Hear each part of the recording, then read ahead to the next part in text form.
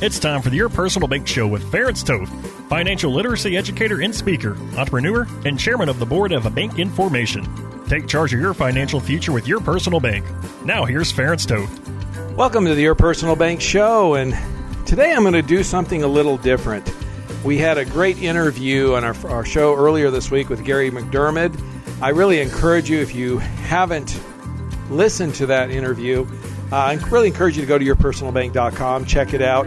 Gary did a great job kind of explaining his background, being in the Navy, engineer, a nuclear engineer actually, and then as a real estate investor, and then how he uses the personal bank program with his business. So it's a pretty awesome interview. Like I said, check it out at yourpersonalbank.com. Those of you that have been listening for a while know I typically try to focus on the personal bank concept in the first show of the week and try to step back and do a little bit bigger picture in the second show. I'm going to try to do something a little different today. Not talk so much about politics, more about the economy and economic stuff like that. I think it's really appropriate at this moment. But before I do that even, I want to share kind of a little bit of a personal experience I just had that was really awesome. See, one of the most rewarding, enjoyable, fun parts of doing this radio show is I've been surprised, sometimes shocked even, at some of the folks that have reached out to me that I have not spoken to or interacted with, sometimes in some cases for a decade or more. In fact, I think I shared this a while back. About a year ago, I had an old Army buddy of mine reach out. He lives in Tennessee. He's a retired band director today, actually, of all things, recently retired. And gosh, I hadn't talked to him in probably 20 years. So he heard the show and thought it was awesome and sent me an email, and all that kind of good stuff. It was great to catch up with him. I had this week somebody reach out to me from, I used to attend Phoenix First Assembly. I was actually in the music ministry. I played trombone for about 12 years or so. Those of you that are local to the Phoenix area probably know about this church. It's one of the largest churches in the country, and they still do the big Christmas pageants every year. Literally tens of thousands of people would come and still do. And it was a fun thing to be a part of. And like I said, I played bass trombone in those and, Sunday services and all kinds of stuff for well over 12 years. And, I still play my horn. I played in, high school, college, military, all those kind of things. Music's been good to me. It's something I enjoy doing. It's a passion of mine. But one of the pastor's wives that I had known when I was actively involved there reached out to me. She heard me on the radio.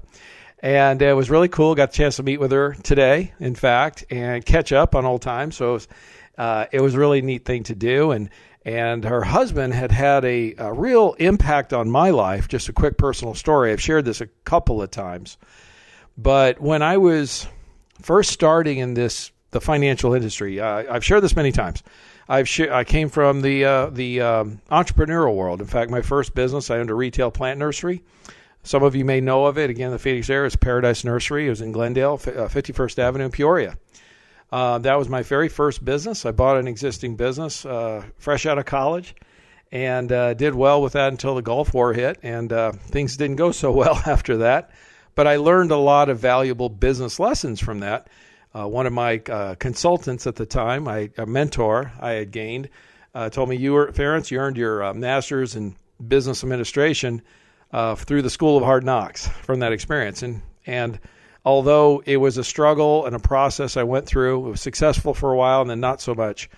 He was right. It was a great learning experience about what to do with business and what not to do. And of course, built on that subsequent businesses since then, as I've shared many times. The bottom line is, I was in that world, landscaping, nursery business, things like that, worked with my hands, a lot of blue collar stuff, you know what I mean? And then I ended up being in a couple of car accidents, injuring my back pretty badly the second time. And I just wasn't able to do the physical work that I had been done earlier. I grew up on a farm. I was used to that kind of stuff. So I had to look for something more in the white collar world. Bounced around a few various things until I landed on the financial industry, and wasn't something I was really thought about just kind of happened to land into it and found I had a knack for it and enjoyed it. But, we're going back about 22, 23 years ago. And back then, there wasn't compliance or any of those kinds of things. And the industry's cleaned up a lot since then. I'll just tell you that. But there were some I'll just say, shady characters involved in the industry back then that many times didn't have clients' best interests in mind. And I found it very bothersome. It really bothered me. And I remember I'd been in the business about 6 months. One day I was talking to my pastor and I said, I want to ask you a question. And he gave me some advice. You know how it is when you go through life sometimes, somebody gives you some advice and at the time you think about it, but you don't realize until later how it's life-altering, career-changing type of things that happen. So I said to him, look, I'm in this financial industry. I really like it. I'm learning a lot. I'm helping some people. But my problem is a lot of the folks I run into, other advisors, at that time, I just didn't care for very much. I didn't think they had clients' best interests in mind. There were a lot of shady characters, frankly, and I didn't know if I wanted to be associated with that. And he looked at me, he says, well, are you doing the best thing? Are you doing the right thing? I said, the best of my ability, yes. And I'm learning. Back then I was learning more all the time, and my best was getting better. But yes, I was doing the best I knew how. He goes, okay. He goes, basically you got two choices. One, you can quit. Or two, maybe you're there for a reason because a light shines brightest when it's darkest. I really thought about that and pondered on that for a while, and I decided to stay in the business. And it turned out to be great advice. Like I said, life-altering, career-changing type advice. Because I was already doing the best I knew how to do for clients. But that's when I really made the commitment that I was going to listen to people, try to apply what I knew, what was available, offer the best advice for them at all times, and, let the chips fall where they may. They either took my recommendations, they didn't, whatever. It was up to them. But I would do my best to educate and try to come up with the best solutions. And what I learned, of course, over the years is if you take care of folks, they take care of you.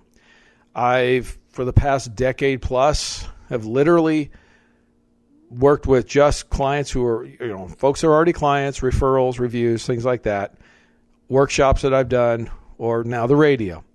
I don't prospect for people. I don't have to do that, thankfully.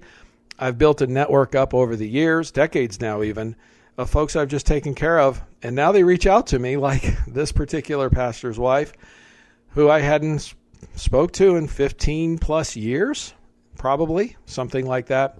So it was really cool to catch back up with her and do some, you'll see. Make some recommendations that I felt like were helpful, and then we'll see what happens from there, obviously. That's the most fun part about this.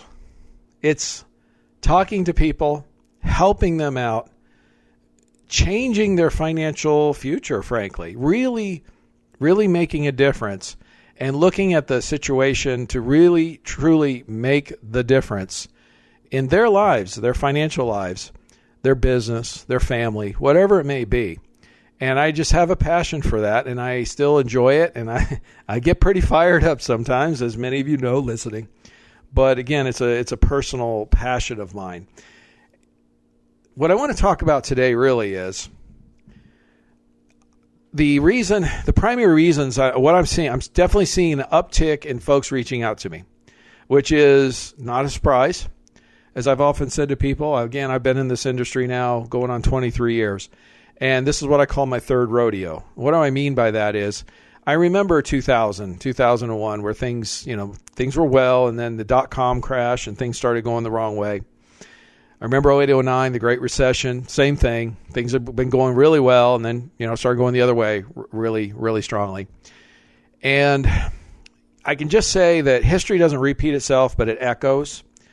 I'm seeing and feeling a lot of echoes that I saw and felt in 2000 and 2008. And what I mean by that is there's three major areas that I'm seeing and getting feedback from people, tremendously so now, overwhelmingly, where they're having concerns and they're seeing where your personal bank can really fit a need or solve a problem. And those three areas really come down to inflation, taxes, and market risk.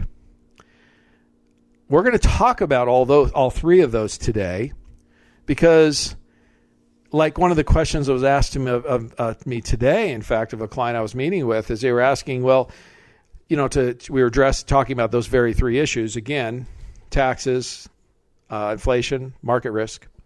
And they said, you're not really talking about different products here. You're really talking about one product that solves all three problems. I said, yes. Your personal bank is kind of known as a Swiss Army knife of financial tools because it can address all three of those situations and favorably impact your financial picture. I'm going to talk, like I said, I want to talk about more about how it affects all three of those, but probably the first one I want to touch on, and probably the one that's the most forefront on people's minds right now, is inflation. See, inflation is insidious, and inflation really is something that causes a lot of financial problems for folks. And the thing is, those of us that are old enough to remember the days when inflation was higher, I mean, it hasn't been for the last decade plus. We've been extremely low interest rates, low inflation, and all that. But when we saw the latest numbers came out recently, 4.2% annualized inflation, here's the thing you need to understand, folks. That number is the numbers how the government counts inflation now, which takes out things like food and energy. And why that's so insidious and why it's so misleading, frankly, is those are two of the biggest expenses the average American has. I mean, we all eat, and most of us, pay for gas, heating, cooling in our homes, all that kind of thing. And so when you take those things out of the calculations, frankly, it just really skews the numbers. I've seen some statistics, some different things from different economists and things like that. And they've come out and said basically the way the government counted inflation numbers back in the 70s, for example, versus the way it's counted today or calculated today, I've seen estimates anywhere from 14 to 24%. In other words, we're seeing the highest inflation numbers we've seen in 40 years. That's serious. And I'm going to talk more about that and how to offset that. So I'm going to encourage you to stay tuned in the next segment. Don't miss it. For more information on Your Personal Bank, feel free to contact Ference at yourpersonalbank.com.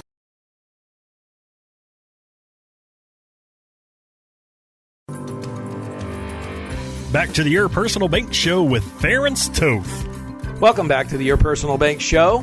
Today we're talking about three of the most common concerns people have, and we're going to discuss some solutions to that. And those three happen to be inflation, taxes, and market risk. I'm having folks reach out to me literally now every day, several a day actually, who are expressing real concerns about those three issues, as well they should. The latest inflation numbers came out recently. The official numbers were like 4.2% on an annualized basis. But when you look deeper into the numbers, the thing is you need to understand is the way the federal government counts or calculates inflation today is far different than, say, it did in the 70s, which were notorious for high inflation rates and high interest rates. The numbers today, the government excludes food and energy, for example, two of the biggest inflation factors out there. I've seen some numbers that things like corn has increased 50%, beef 40%, gas is up about $1 a gallon nationally. These are real costs for real Americans that people are paying more on every day than they were even just a few months ago. And again, as I shared in the last segment, if you count the inflation numbers like they did back in the 70s, the numbers, I've seen different estimates, but somewhere between 14 and 24% is what I've seen. Now, folks, that's scary because those are literally the highest numbers we've seen since the 70s, the past 40 years. So inflation is something that seriously needs to be concerned. And the thing is, anyone who understands anything about finances and investing knows that inflation has, generally speaking, a really negative effect on business, the stock market in particular, not all companies, not all stocks, but certainly overall. Real estate, when you have higher interest rates and it's harder to get mortgages, that affects the values of property. Okay. It has a lot of negative connotations for a lot of things. Well, here's the thing.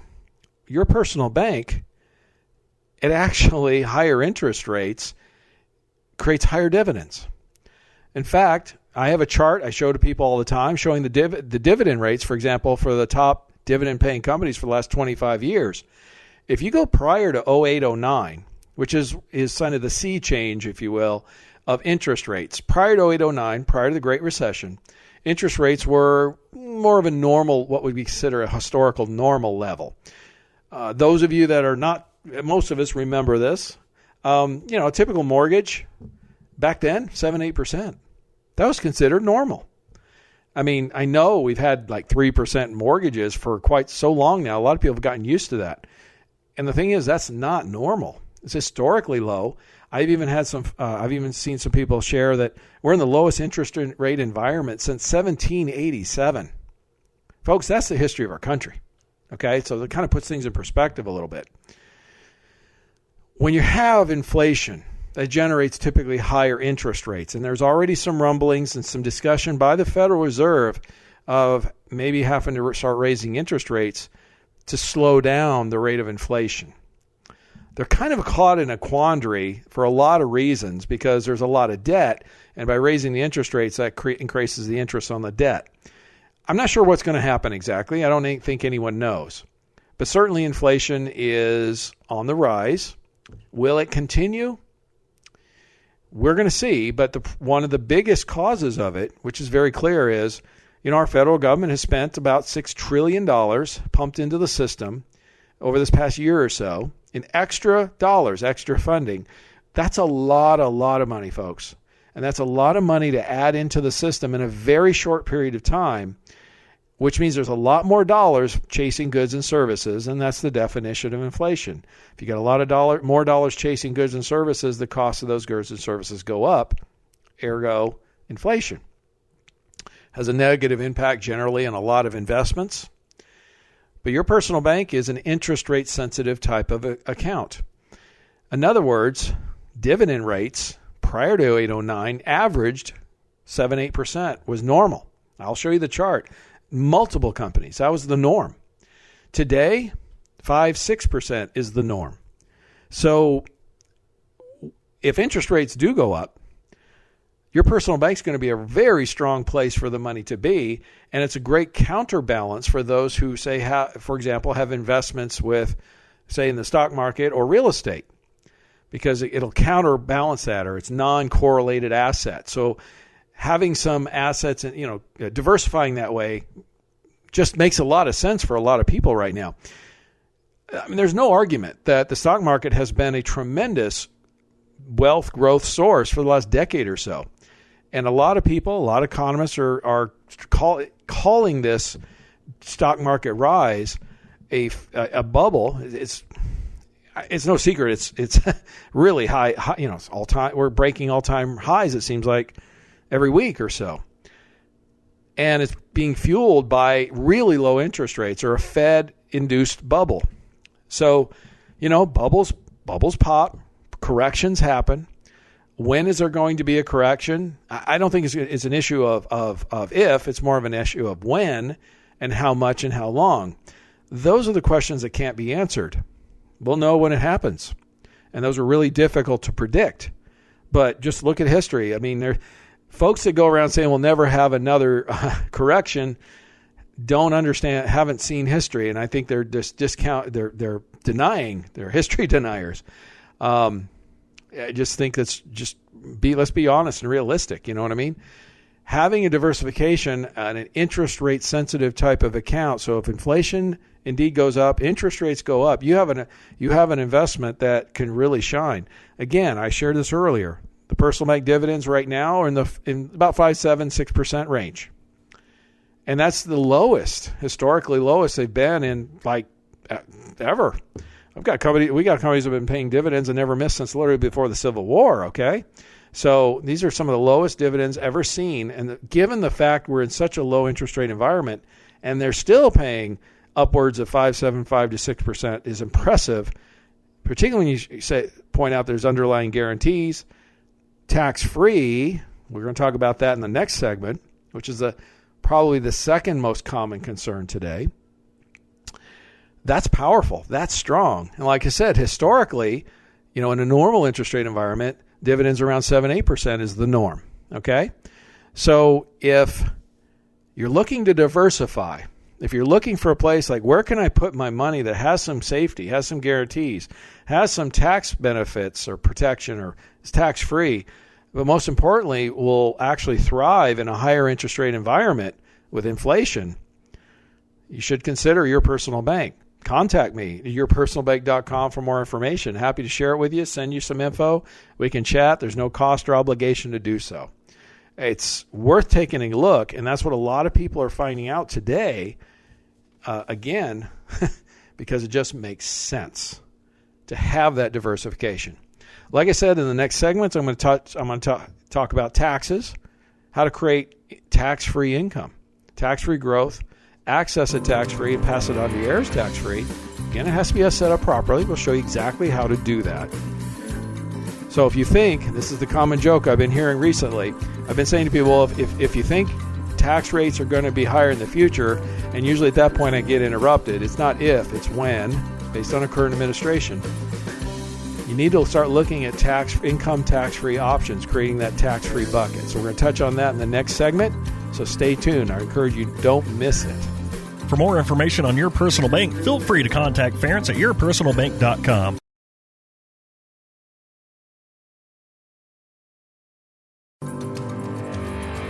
Back to the Your Personal Bank Show with Ference Toth. Welcome back to the Your Personal Bank Show. Today I'm talking about the top 3 concerns of people that are reaching out to me or expressing, and solutions to those 3. And the top 3 concerns people have are inflation right now, taxes, and market risk. In the first segment, I talked about inflation, how your personal bank can be one of the best tools you could have because it's interest rate sensitive. Historically, it's impacted by interest rates. The dividends are, and the higher the interest rates, typically the higher the dividends.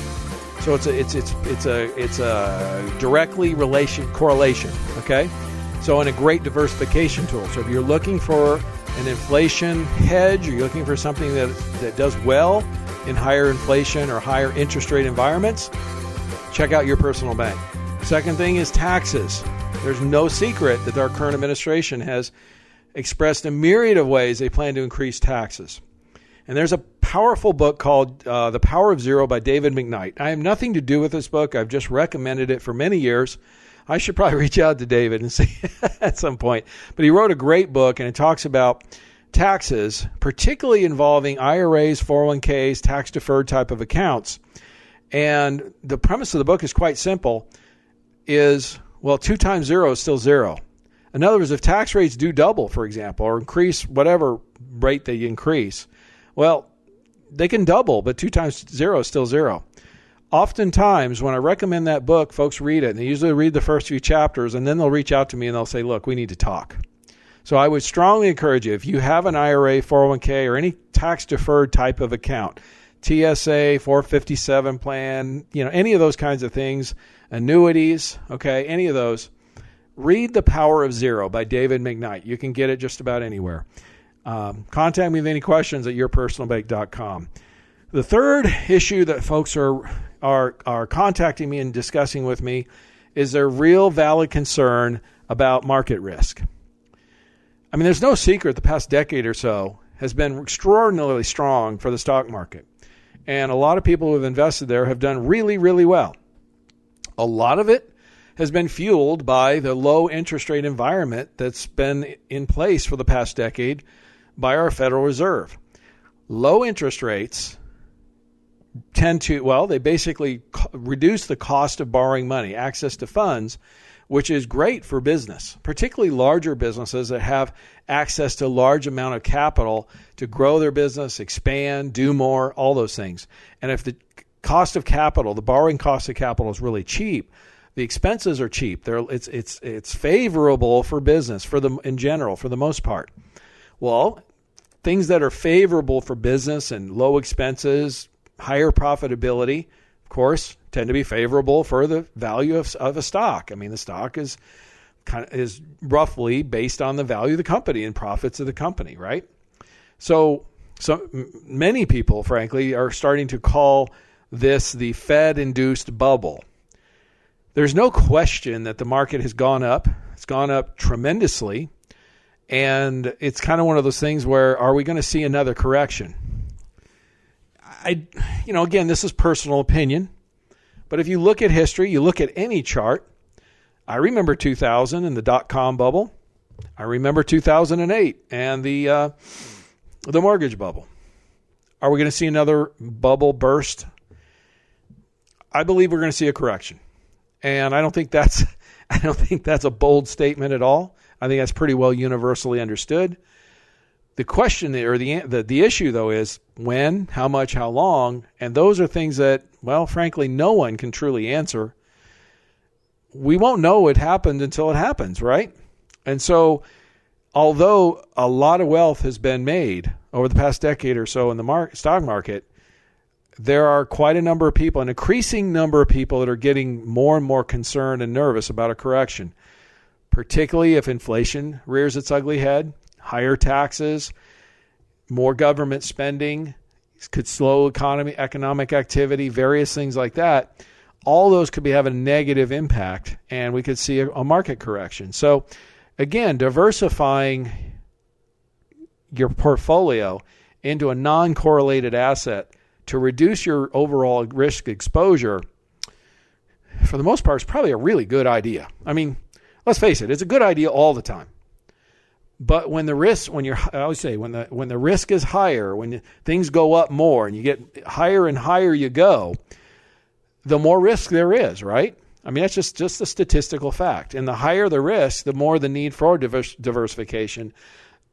Having that other bucket of money, that other asset that's not correlated, not impacted so much by the same factors like the economic factors, having some guaranteed steady eddy growth with underlying guarantees and tax benefits and all that kind of stuff, liquidity, access to the funds, those things become even more important than ever. I mean, we saw that last year with COVID. Unexpected emergencies, needs for cash, things like that happened, and it really made a difference for a lot of folks. I'm going to touch on some of those things here in the last segment, and I think it was kind of heartwarming, and I feel really good about making the difference for a lot of people. So don't miss it. It's going to be a great segment. For more information on Your Personal Bank, feel free to contact Ference at yourpersonalbank.com.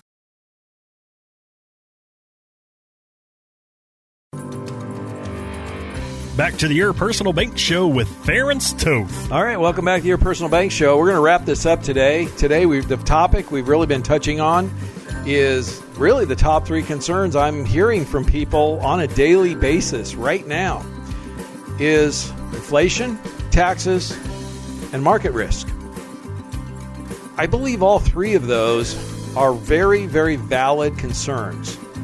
We've seen the inflation numbers recently. Frankly, they're the highest we've seen in 40 years. It's kind of scary. Those of you that are young enough, those of you that are old enough to remember the 70s and the high inflation, you know what it's all about.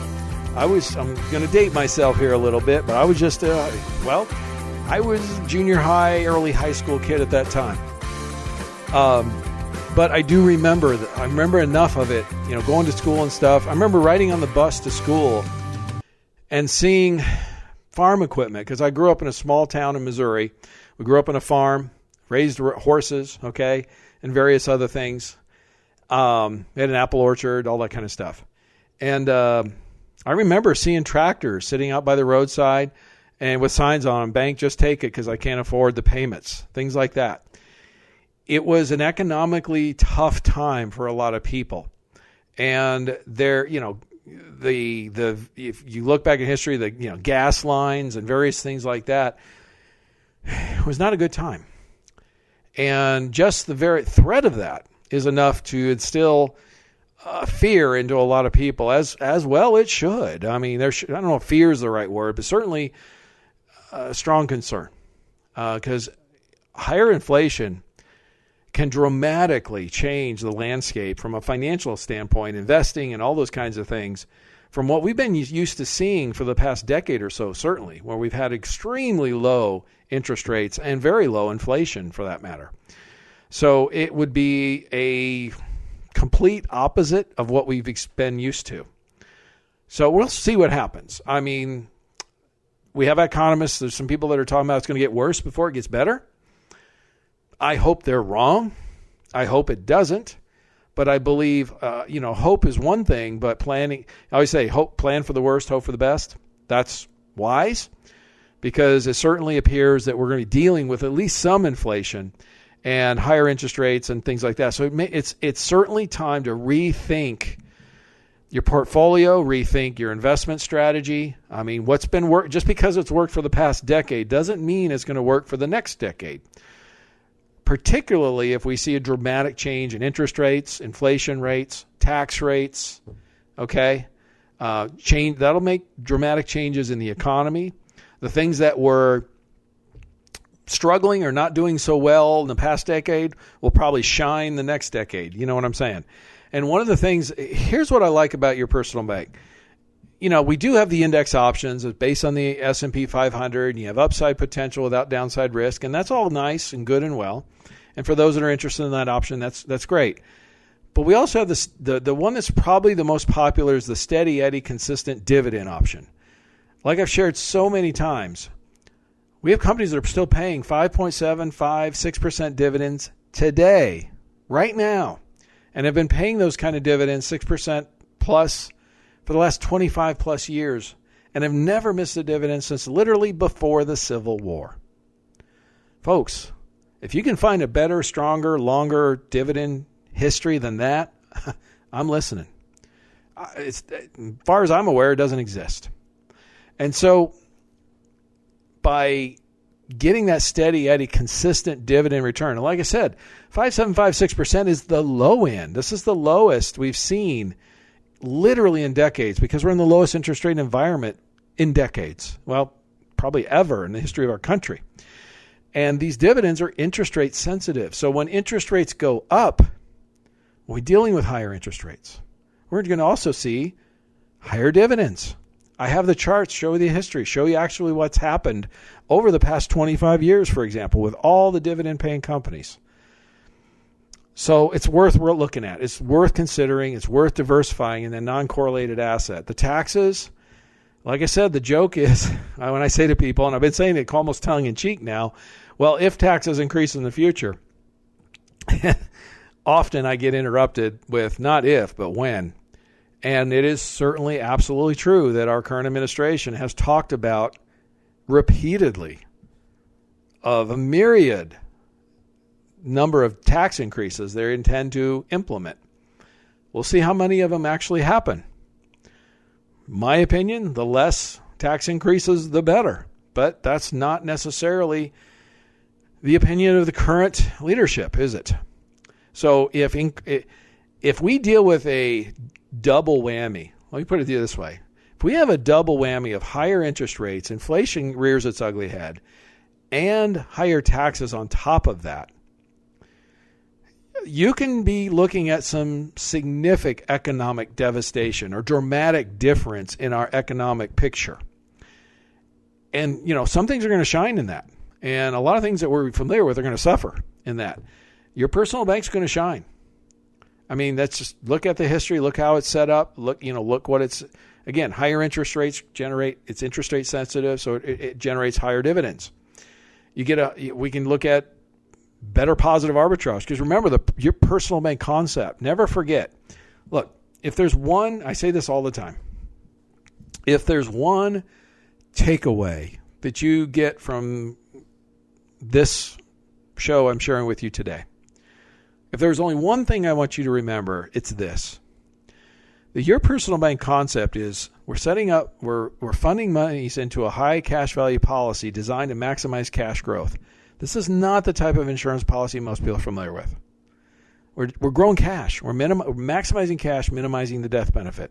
Okay, up to the limits allowed. And by the way, the tax laws this December 31st of 2020 allowed that to shift even further towards the cash amount, by the way.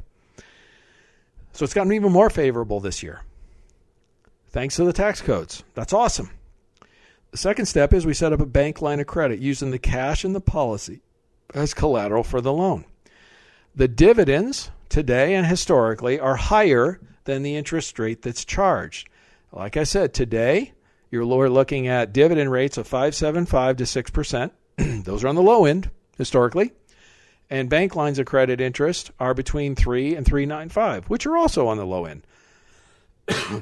So the bottom line is they're both relative, both affected by interest rates. So as interest rates climb, both will tend to climb, and they're both have the same correlation. So historically speaking, there is a positive arbitrage pretty much fairly, throughout the last 40 years, I'll put it that way. One of the companies actually sent me a thing not too long ago showing that the positive arbitrage situation, in other words, the dividend that you're getting paid versus the interest you're getting charged, has been positive every single month for the past 40 years, except for 2 months, and those two had happened to be equal, so it didn't hurt you none.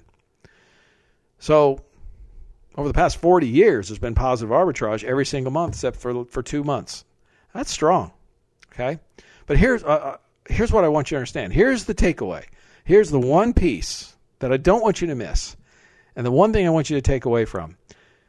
Look, if you contribute into a personal bank insurance policy and earn 5.75, 6% dividends, and leave it alone, that's what your money's going to grow, right? It's pretty straightforward. When you access the funds from the bank line of credit and you're getting charged in the threes, here's my question I always ask. Look, if you're earning 5.75 to 6% dividends, then you access the money through the bank line, you get charged 3.95 in the threes. What's your money still doing for you?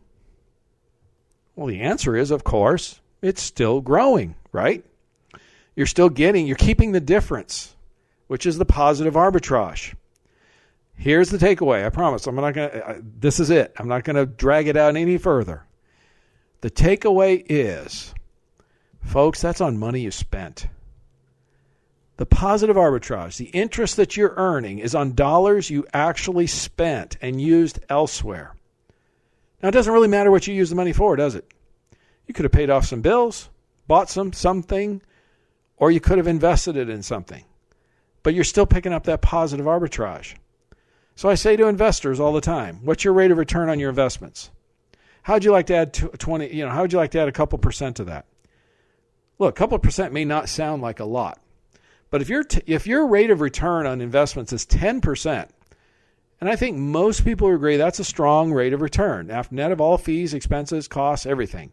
You make 10% a year on average, most people would agree you're doing all right. And I'm talking about not just 1 year or 2 years or whatever. I'm talking about over decades.